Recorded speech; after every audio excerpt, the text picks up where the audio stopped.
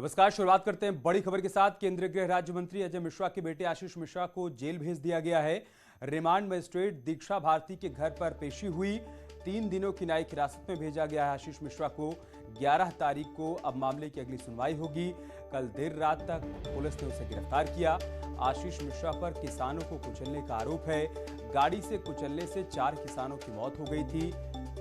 कई घंटों तक एसआईटी ने पूछताछ की, उसके बाद कोर्ट में पेश किया गया, जहां से 3 दिनों की न्यायिक हिरासत में आशीष को भेज दिया गया। 11 तारीख को अब मामले की अगली सुनवाई होनी है।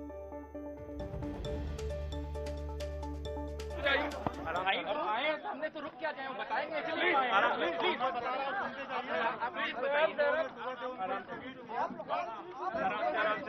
लंबी इंट्रोगेशन के बाद हम लोगों ने पाया कि वो नॉन कोऑपरेशन कर रहे हैं, सहयोग नहीं कर रहे हैं, विवेचना में कई सारी बातें नहीं बताना चाह रहे हैं।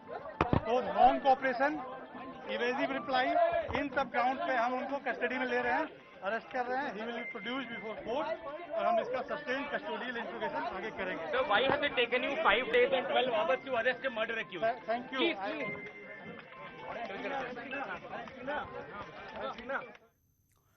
दूसरी तरफ लखीमपुर कांड के बाकी आरोपियों की तलाश अभी जारी है। एसआईटी ने अंकित दास को भी आरोपी बनाया है। आशीष के साथ अंकित को भी आरोपी बनाया गया है। पुलिस अब अंकित की तलाश कर रही है। सुमित जायसवाल को भी पुलिस तलाश कर रही है। बड़ी खबर हम आपको बता रहे हैं, बाकी आरोपियों की भी तलाश तेज कर दी गई है। एसआईटी ने अंकित दास को भी आरोपी बनाया है। आशीष के साथ ही अंकित को भी इस मामले में आरोपी बनाया गया है। पुलिस अब अंकित की तलाश कर रही है। इसके अलावा सुमित को भी पुलिस ढूंढ रही है।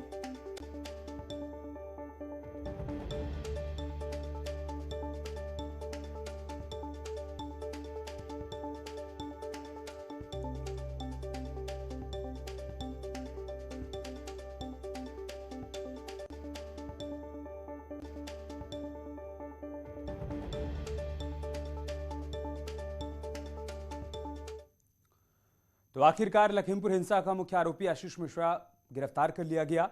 करीब 12 घंटे से अधिक तक उससे पूछताछ चली और उसके बाद उसे गिरफ्तार कर हवालात भेज दिया गया। सूत्रों की माने तो पुलिस के सामने आशीष मिश्रा अपनी बेगुनाही का पुख्ता सबूत पेश नहीं कर पाया।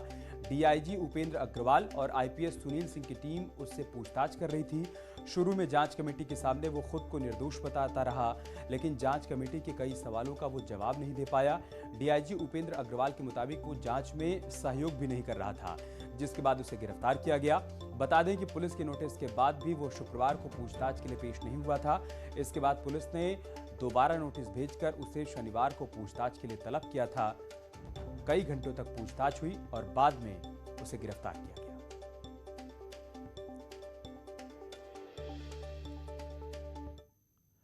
और चलिए आपको बताते हैं कि आशीष मिश्रा उर्फ मोनू कैसे अपने ही बुने जाल में फंस गया। शनिवार की सुबह वो क्राइम ब्रांच के दफ्तर पहुंचकर एसआईटी के अध्यक्ष डीआईजी उपेंद्र अग्रवाल के सामने पेश हुआ। उपेंद्र अग्रवाल ने आशीष से कहा कि वो अपनी बेगुनाही का सबूत पेश कर सकता है, जिसके बाद आशीष ने अपने साथ लाइव वीडियो दिखाने शुरू किए। इन वीडियोस में वो कभी दंगल के मैदान में तो कभी मंच पर अपने पिता के साथ दिखाई दिया, लेकिन वो अपने साथ लाए वीडियो से ही फंस गया। डीआईजी ने आशीष से पूछा कि 3 अक्टूबर को दोपहर 2:20 से लेकर 3:46 के बीच वो कहां थे, क्योंकि इस दौरान का कोई भी वीडियो आशीष के पास नहीं था। दंगल के अखाड़े वाले वीडियो 2:20 से पहले के थे और 3:46 के बाद वाले वीडियो में वो मंच पर अपने पिता यानी केंद्रीय गृह राज्य मंत्री अजय मिश्रा के साथ मौजूद था, जबकि घटना का समय 3:03 था, जिसकी तस्दीक मोबाइल से बने वीडियो से हो रही थी। यहां खुद को फंसता देखकर आशीष ने अपने पक्ष में कई हलफनामे भी दिए।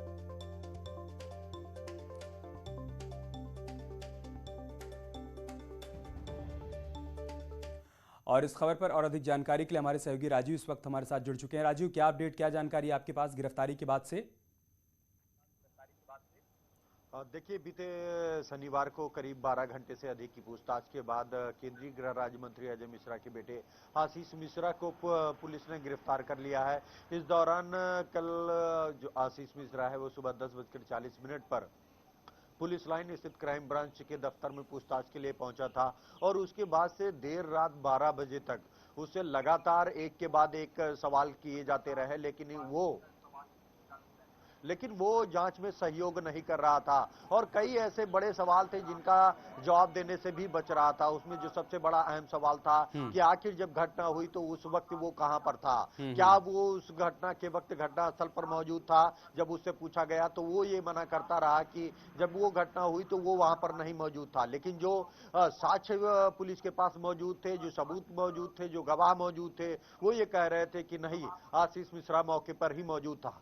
जिसके बाद पुलिस ने उसे अपनी बेगुनाही के लिए जो सबूत पेश करने की बात कही तो उसने कुछ वीडियो पेश किए और कुछ अपने पक्ष में एफिडेविट, हलफनामे पेश किए, जिनमें यह कहा गया कि वो वहां पर मौजूद नहीं था। उसके कुछ समर्थकों के एफिडेविट थे, लेकिन जो वीडियो, जो लोकेशन पुलिस के पास थी, उसके मुताबिक आशीष मिश्रा उसी लोकेशन पर था। ऐसे में तमाम ऐसे सवाल थे।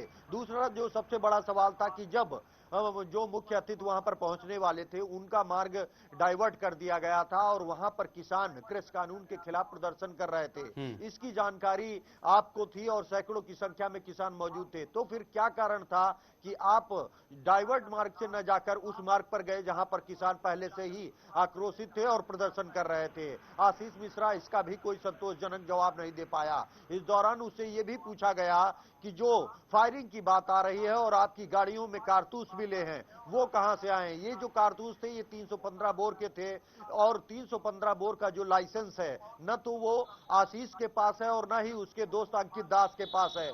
तो ऐसे में ये असलहा किसका था और ये कौन लोग थे जो असलहे लेके आपके साथ चल रहे थे। आशीष मिश्रा इसका भी जवाब देने से बचता रहा और यही कारण है कि जब एसआईटी को जो मुख्य सवाल थे उनका जवाब नहीं मिला तो एसआईटी के जो अध्यक्ष डीआईजी उपेंद्र अग्रवाल थे, उन्होंने देर रात बाहर आकर मीडिया के सामने इस बात की आधिकारिक पुष्टि की कि जो ये आशीष मिश्रा है इससे लगातार पूछताछ की जा रही है और इसको कई मौके दिए गए हैं। इस दौरान आशीष मिश्रा, उनके वकील, उनके परिजनों को तमाम मौके दिए गए कि वो अपने बेगुनाही को साबित करने के लिए अगर उनके पास कोई साक्ष्य है, कोई वीडियो है, कोई ऑडियो है, कोई फोटो है तो वो प्रस्तुत कर सकते हैं ताकि पुलिस उसको देखकर संतुष्ट हो सके। ठीक है। लेकिन 12 घंटे तक की चली पूछताछ के दौरान एक भी साक्ष्य ऐसा नहीं प्रस्तुत किया जा सका जिसके आधार पर यह कहा जा सके कि आशीष मिश्रा बेगुनाह है। और यही कारण था कि फिर देर रात में एसआईटी ने उसके गिरफ्तारी का ऐलान कर दिया और फिर कड़ी सुरक्षा व्यवस्था में उसे मजिस्ट्रेट के सामने जेल में ही प्रस्तुत किया गया, जहां से उसे न्यायिक हिरासत में जेल भेज दिया गया। अब एक बार फिर क्योंकि वो जांच में सहयोग नहीं कर रहा था, तमाम ऐसे सवाल हैं जिनका उसने जवाब नहीं दिया। इसको लेकर एक बार फिर एसआईटी की टीम अब जल्द ही रिमांड अर्जी दाखिल करेगी और उसे रिमांड पर लेकर दोबारा उन सवालों को जानने की कोशिश करेगी। ठीक है राजीव। इस दौरान उसके जो दो साथी पहले ही गिरफ्तार अगला करके सवाल जेल ये है भेजे जा चुके कि हैं। सुमित और अंकित, जिन दो और लोगों को आरोपी बनाया गया है, उनके बारे में क्या जानकारी है? आशीष मिश्रा कहां था? ये सूत्रों के मुताबिक जो लोग गिरफ्तार करके जेल भेजे गए हैं, आशीष पांडे, वो भी ये कह रहे थे कि घटनास्थल के वक्त जो ये आशीष मिश्रा है ये मौके पर था। ऐसे में भले ही केंद्रीय गृह राज्य मंत्री अजय मिश्रा और उनके बेटे आशीष मिश्रा घटना के बाद मीडिया में आकर खुद को अपने को बेगुनाह साबित करने के लिए तमाम साक्ष्य और सबूत होने का दावा कर रहे हों, लेकिन वो एसआईटी के सामने उस साक्ष्य और दावों को नहीं रख पाए और जिसके चलते उनको गिरफ्तार कर जेल भेजा गया है। हालांकि इस मामले में उत्तर प्रदेश के मुख्यमंत्री योगी आदित्यनाथ ने पहले दिन ही ये साफ कर दिया था कि ये घटना दुखद है और जो भी लोग इसके जिम्मेदार होंगे उनके खिलाफ कड़ी से कड़ी कार्रवाई की जाएगी, फिर चाहे वो कोई भी हो। हालांकि इस दौरान मुख्यमंत्री के ही निर्देश पर तत्काल इस मामले में एफआईआर दर्ज की गई थी, जिसमें आशीष मिश्रा के साथ ही साथ 15 से 20 अज्ञात लोगों के खिलाफ मुकदमा दर्ज किया गया था। ऐसे में अब आशीष मिश्रा की गिरफ्तारी के बाद न सिर्फ आशीष मिश्रा की मुसीबतें बढ़ी हैं, बल्कि उनके पिता केंद्रीय गृह राज्य मंत्री अजय मिश्रा की भी मुसीबतें बढ़ सकती हैं, क्योंकि प्रथम दृष्टया आशीष मिश्रा इस घटना में दोषी पाया गया है। तो कहीं न कहीं अब विपक्ष और किसान संगठन जो ये मांग कर रहे हैं कि जब तक केंद्रीय गृह राज्य मंत्री को उनके पद से नहीं हटाया जाएगा तब तक इस मामले में न्याय नहीं हो सकेगा और जांच निष्पक्ष नहीं हो सकेगी। तो अब दबाव केंद्र सरकार पर भी है और साथ ही साथ उन लोगों पर भी है जो लोग घटना के वक्त मौके पर मौजूद थे, क्योंकि पुलिस ने उनकी गिरफ्तारी के लिए भी ताबड़तोड़ दबिश देनी शुरू कर दी है और कई टीमें बनाकर राजधानी लखनऊ से लगाकर नेपाल और उत्तराखंड तक की उनकी तलाश में लगातार दबिश दी जा रही है। उनको गिरफ्तार करने का प्रयास किया जा रहा है ताकि उनको गिरफ्तार कर ये पता लगाया जा सके कि आखिर बीते 3 अक्टूबर को लखीमपुर के तिकोनिया में जो हिंसा हुई, जिसमें 8 लोगों की मौत हुई, 4 किसान, एक पत्रकार समेत 8 लोगों ने जान गंवाई, उस घटना का मुख्य जिम्मेदार कौन था? कहीं ये घटना सोची समझी साजिश के तहत तो नहीं की गई? ठीक है राजीव, बहुत शुक्रिया आपका हमारे साथ जुड़ने के लिए और तमाम जानकारी विस्तार से हम तक पहुंचाने के लिए।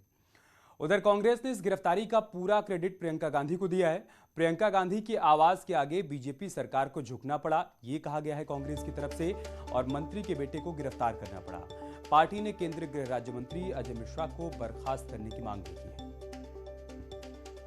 के बेटे की गिरफ्तारी के बाद भारतीय जनता पार्टी का एक बार फिर से किसानों से नफरत करने वाला चेहरा बेनकाब हुआ है। वीडियो आने के बाद पूरा देश इस बात को जान रहा था कि किसानों को जो शांतिपूर्वक प्रदर्शन कर रहे थे उनकी हत्या में केंद्रीय मंत्री और उनका बेटा शामिल है, लेकिन भारतीय जनता पार्टी की सरकार आखिरी तक बचाती रही। श्रीमती प्रियंका गांधी जी की आवाज और जिद के आगे सत्ता के अहंकारी भाजपा सरकार को झुकना पड़ा। भारतीय जनता पार्टी की सरकार अब अपना अहंकार छोड़े और केंद्रीय मंत्री की बर्खास्तगी करे।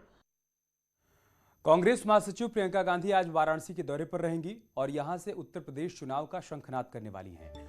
प्रियंका आज रोहनिया इलाके के जगतपुर डिग्री कॉलेज में जनसभा को संबोधित करेंगी। सुबह 11 बजे वो वाराणसी पहुंचेंगी और रैली से पहले रोड शो भी करेंगी और काशी विश्वनाथ मंदिर के दर्शन पूजन कर सकती हैं। दुर्गा कुंड जाकर वहां पर भी पूजा अर्चना कर सकती हैं। पहले इसे प्रतिज्ञा रैली का नाम दिया गया था, लेकिन अब इसे किसान न्याय रैली के नाम से प्रचारित किया जा रहा है। लखीमपुर खीरी घटना के बाद ये पहली बड़ी रैली है जिसके लिए पूरी पार्टी ने ताकत झोंक दी है। रैली को सफल बनाने के लिए कई दिग्गज नेताओं ने काशी में अपना डेरा डाल दिया है। इस रैली में पंजाब और छत्तीसगढ़ के मुख्यमंत्री भी शामिल हैं। और सीएम योगी आज अहम बैठक करने वाले हैं। बड़ी खबर लखनऊ से है, सीएम योगी की बैठक होगी। गोरखपुर और काशी के विधायकों और सांसदों के साथ ये बैठक होगी। गोरखपुर क्षेत्र की बैठक सुबह 11 बजे से 1 बजे तक चलेगी और काशी क्षेत्र की बैठक शाम 4 बजे से 6 बजे तक चलेगी। सीएम आवास पर यह बैठक बुलाई गई है जिसमें चर्चा 2022 की रणनीतियों को लेकर किया जाएगा। सांसदों और विधायकों को इस बैठक में बुलाया गया है। गोरखपुर और काशी के सांसद और विधायक इस बैठक का हिस्सा होंगे। गोरखपुर क्षेत्र की बैठक 11 बजे से 1 बजे तक चलनी है और काशी क्षेत्र की बैठक शाम 4 बजे से 6 बजे तक सीएम आवास पर चलेगी।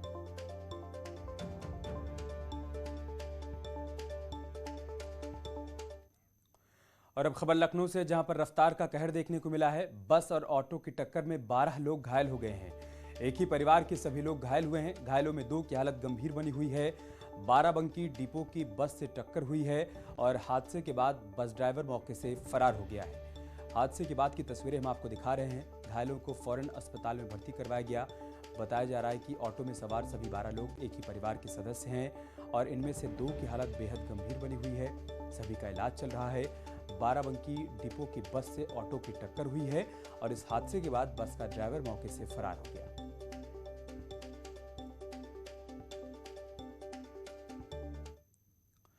नोएडा के सेक्टर 83 में एक फैक्ट्री में आग लग गई। सूचना पर मौके पर पहुंची थाना फेज 2 पुलिस और फायर ब्रिगेड की 7 गाड़ियों ने काफी मशक्कत के बाद आग पर काबू पाया।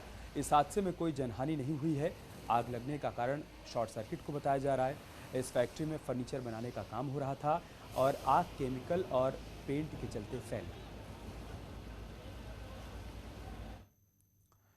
हरदोई में क्लास 9th में पढ़ने वाली एक छात्रा के साथ रेप की वारदात सामने आई है। आरोप के मुताबिक उसकी क्लास में पढ़ने वाले गांव के एक लड़के ने उसके साथ रेप किया और इस घटना का वीडियो और ऑडियो बनाया और बाद में उसे वायरल कर दिया।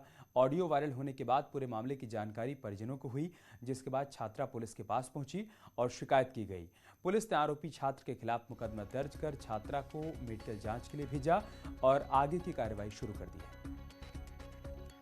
पुलिस को जैसे सूचना मिली तत्काल उचित धाराओं में उसमें अभियोग पंजीकृत किया गया है। पीड़िता का मेडिकल कराया जा रहा है। अन्य जो विधिक साक्ष्य हैं वो एकत्र किए जा रहे हैं। शीघ्र ही उसको विरुद्ध आवश्यक विधिक कार्रवाई की जाएगी। और एक बड़ी खबर नोएडा से, जहां पर एक आरोपी को गिरफ्तार किया गया है। पत्नी और साले की पत्नी बेटी पर हमले का आरोप है। साले की पत्नी की मौत हो गई है। बच्ची की हालत गंभीर बनी हुई है। आरोपी की पत्नी की भी हालत गंभीर है। दिल्ली रेफर किया गया है। पारिवारिक विवाद में हमले का आरोप लगा है। पति से झगड़े के बाद भाई के पास चली गई थी महिला। सेक्टर 39 थाना क्षेत्र की वारदात है। अनिल नरेला से यहाँ आया और अपनी पत्नी को यहाँ से ले जाने के लिए आया था, लेकिन यहाँ पे कुछ विवाद हुआ। उस विवाद में उसने चाकू से अपने ससुराल वालों पर, अपनी पत्नी पे अटैक किया, जिसमें 3 लोग घायल हो गए।